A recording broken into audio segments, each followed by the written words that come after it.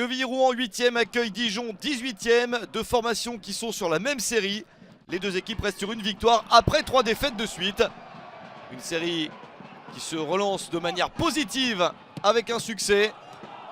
Il va falloir enchaîner, notamment pour Dijon qui joue le maintien. La première attaque est néanmoins pour l'équipe normande avec Andrew Young. La réponse des Bourguignons, le superbe coup franc de Michael Le Bihan.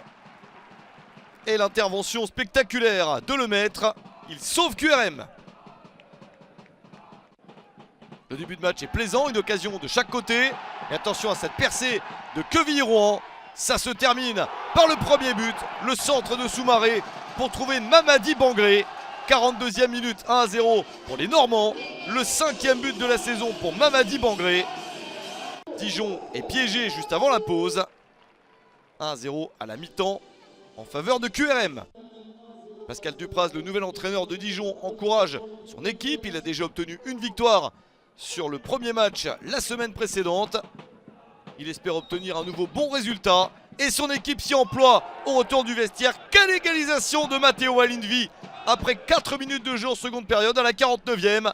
Premier but de la saison pour l'international béninois. Un but exceptionnel pour permettre à son équipe d'égaliser, de reprendre confiance et de continuer à attaquer. Attention à cette parade de Lemaître, il y a une bêtise dans la défense normande. Et Michael Le Bihan surgit pour renverser complètement le score. 4 minutes après Alinvi, Le Bihan marque le 2e but de son équipe.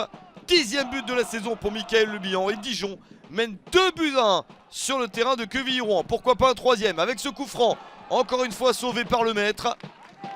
Une très belle tentative pour les Bourguignons et pour Tchaouna, mais ça ne passe pas.